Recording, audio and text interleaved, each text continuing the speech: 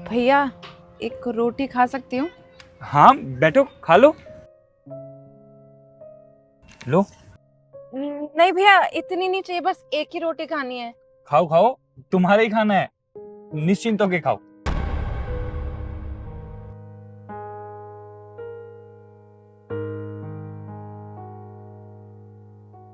भैया, आप भी खा लो ना खाना। अरे नहीं नहीं दीदी, आप खाओ आराम से। मेरे तो कैंटीन में खाना मिलता है, मैं वहां से भी खा सकता हूँ। आप आराम से खाना खाइए, अपना पेट भरिए। नहीं नहीं भैया, बस मैं एक ही रोटी खाऊंगी, मेरा अभी पेट भर गया। एक रोटी की जरूरत नहीं है, मेरे पास 4-5 रोटी है लंच के अंदर। आप आराम से जितनी मन करे उतनी खाओ, ठीक है? खाने की कोई कमी नहीं है, आप खा लो। खा लो। हाँ खा लो खा लो।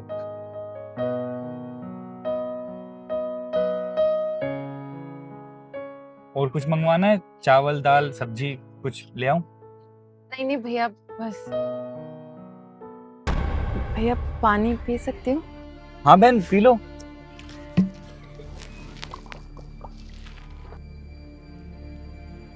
बहन, यहाँ किसी से मिलने के लिए आए हो क्या आप? कोई जानने वाला है क्या यहाँ पे आपका? नहीं भैया, मैं किसी से भी मिलने नहीं आई थी। वो ना, मैंने सुबह से कुछ खाया नहीं था और बहुत तेज भूख लग रही थी। जब आपको खाना खाते हुए देखा ना, तो मैंने सोचा कि आपसे पूछ लूं कि खाना खा लूं। माफ करना भैया अगर आपको बुरा लगा हो तो। वो मुझे ना बहुत तेज भूख लग रही थी, इसलिए मैंने आपका ये खाना खा लिया। अरे नहीं नहीं बहन, कैसी बातें कर रही हो? क्यों बुरा लगेगा मुझे? लंच का टाइम हुआ था तो कंपनी से मैं लंच करने के लिए अक्सर इस पार्क में आके खाना खाता हूँ। कंपनी में खाते हैं लोग अक्सर कैंटीन में बैठ के, बंद बंद सा माहौल रहता है। मुझे खुले में बैठ के खाना बहुत पसंद लगता है। अच्छी हवा चल रही होती है तो मैं अक्सर यहीं आता हूँ खाना खाने के। उसके बाद आप आ गई। किसी की तलाश में आई हो क्या आप यहाँ पे, किससे मिलने के लिए? भैया, क्या बताऊं अपने बारे में। एक लड़के के चक्कर में सब कुछ बर्बाद हो गया। कौन सा लड़का? भैया, मुझे ना सुबह से बहुत तेज भूख लग रही थी और आपने मुझे खाना खिलाया, इसलिए मैं सिर्फ आपको ये बात बता पा रही हूँ। आप पीछे वाली वो बिल्डिंग देख रहे हैं, बड़ी सी? मैं ना वहां पे जॉब करती थी एज अ सॉफ्टवेयर इंजीनियर। वहां पर मुझे एक लड़का मिला। उसने मुझे प्रपोज किया और मैंने हाँ कर दी। फिर मैं उसके साथ घूमी फिरी, खूब मस्ती की और एक दिन ना उस लड़के ने मुझे प्रपोज किया और मैंने भी हाँ कर दिया। और हमें पता ही नहीं चला कि हम दोनों एक दूसरे के नजदीक कब आ गए। मैंने उसके साथ ना शादी करने तक के सपने देख लिए थे कि हम दोनों एक दूसरे के साथ रहेंगे, एक दूसरे का साथ कभी नहीं छोड़ेंगे। और और भैया, मैंने उसे अपनी फैमिली के बारे में भी बताया था। मेरी फैमिली बहुत अच्छी है। लाइक मेरा जो फैमिली बैकग्राउंड है वो बहुत अच्छा है। मेरे पापा जमींदार है। शायद मुझे लगता है कि मैंने यही एक सबसे बड़ी गलती कर दी थी कि उसे सब कुछ सच सच बता दिया था। और देखो, उस सच के कारण मैं उसी दिन से टूट गई और उसी दिन से बिखर गई। अरे बहन आप बताओ तो हुआ क्या? वो लड़का अब आपके साथ नहीं है क्या? भैया, जिस दिन मैंने उसे अपने बारे में बताया ना, वो उसी दिन ही मुझे छोड़ के चला गया। और यही मेरे जीवन की सबसे बड़ी गलती थी। मैंने उससे बात की तो उसने कहा कि तुम पहले एक बार अपनी फैमिली में बात कर लो, फिर मैं अपनी फैमिली में बात कर लूंगा। अब उसको ये तो पता था कि मेरा फैमिली बैकग्राउंड बहुत अच्छा है। मेरे पास जितनी भी सेविंग थी और जो प्रॉपर्टी पापा ने मेरे नाम करी थी ना, वो सब बेच के ना मैंने उसके लिए एक अलग से घर खरीदा था और उसके नाम पे एक बिजनेस खोला था। और धीरे धीरे मैं सब कुछ उसके नाम करने लगी और मुझे खुद नहीं पता चला कि मैंने ये सब क्यों किया, किस लिए किया। और ये सवाल मेरे मम्मी पापा भी मुझसे पूछते हैं कि तू ये सब कर क्या रही है, तुझे भरोसा भी है इस पे? तब मैंने कहा कि नहीं मम्मी, मुझे बहुत भरोसा है इस पे। दुनिया मेरा साथ छोड़ सकती है लेकिन वो मेरा साथ कभी नहीं छोड़ेगा। और कुछ समय बाद ना मैंने उसे एक लड़की के साथ देखा और जब मैंने उससे पूछा कि उसने मुझे धोखा क्यों दिया, उसने मुझे क्यों छोड़ा, तो उसके पास मेरे किसी भी सवाल का जवाब नहीं था। सिर्फ उसने कहा कि वो मेरे लिए कुछ फील नहीं करता, उसके मन में मेरे लिए कोई फीलिंग नहीं है।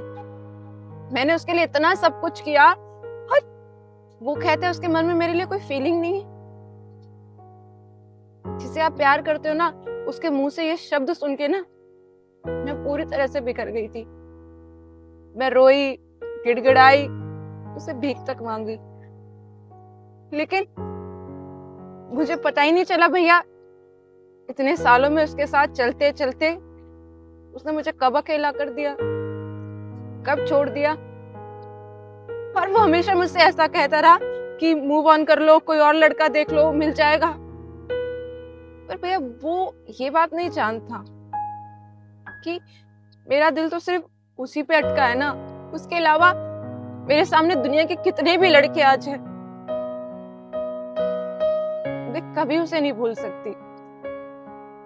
शायद उसने मुझसे कभी प्यार किया ही नहीं था और मैं पागलों की तरह उससे प्यार करती रही। पर वो तो मुझे पहचानने से भी इनकार कर रहा था।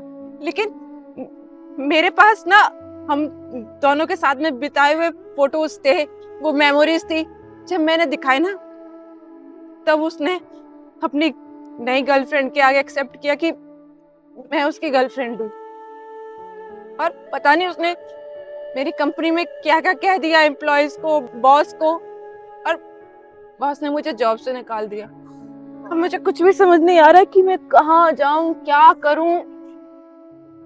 अरे बहन, इतना थोड़ी विश्वास करना चाहिए था उस लड़के के ऊपर। तुम्हारे पास पैसा था, तुम अच्छी हो, कोई और लड़का भी मिल जाता तुम्हें। इतना विश्वास नहीं करना चाहिए था खाली एक लड़के पे। और आजकल का तो माहौल पता है ना आपको, मोस्टली लड़के लड़कियों को सिर्फ अपने बेनिफिट के लिए यूज करते हैं। वो नहीं देखते कि लड़की उनसे कितना प्यार करती है, कितना नहीं करती। इतना तो ट्रस्ट नहीं करना चाहिए था ना बहन आपको उस लड़के पे। आपके दोस्तों ने, किसी ने आपको समझाया नहीं, आप बिल्कुल आंख मूंद करके उस लड़के पे विश्वास कर रही थी। हाँ भैया, आप बिल्कुल सही कह रहे हो, लेकिन कहते हैं ना कि प्यार अंधा होता है और फिर उसके आगे आपको कुछ नहीं दिखता। मेरे दोस्तों ने समझाया था कि इतना अंधा भरोसा नहीं करना चाहिए, कभी छोड़ के चला गया तो तू बिखर जाएगी। लेकिन मैंने किसी की नहीं मानी। मैंने यहाँ तक अपने दोस्तों से बात तक करना छोड़ दिया। और आज देखो, वही मुझे छोड़ के चला गया। सच बताऊं भैया तो कुछ भी समझ नहीं आ रहा कि क्या करूं क्या नहीं करूं।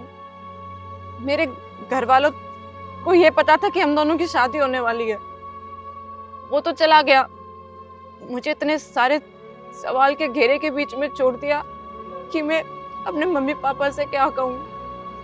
इतना भरोसा करके मैंने उस लड़के को अपने मम्मी पापा से मिलाया था, और अब मैं हिम्मत करके भी घर पे कुछ नहीं बता पा रही हूँ, उनसे नजरें नहीं मिला पा रही हूँ। और अब तो मेरे पास नौकरी भी नहीं है।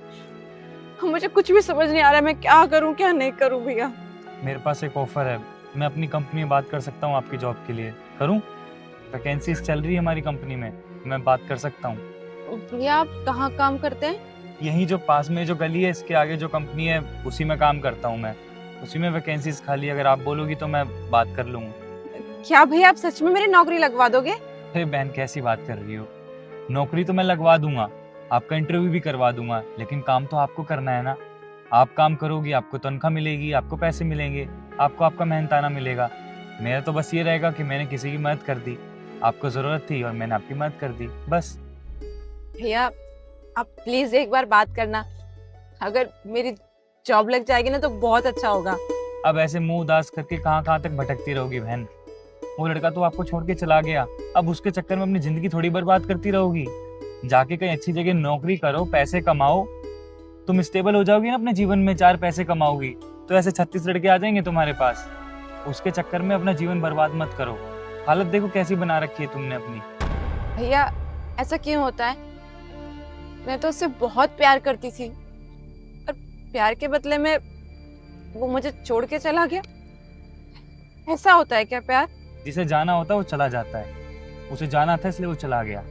उसके चक्कर में अपनी जिंदगी बर्बाद मत करो, ना सोचो उसके बारे में, ठीक है?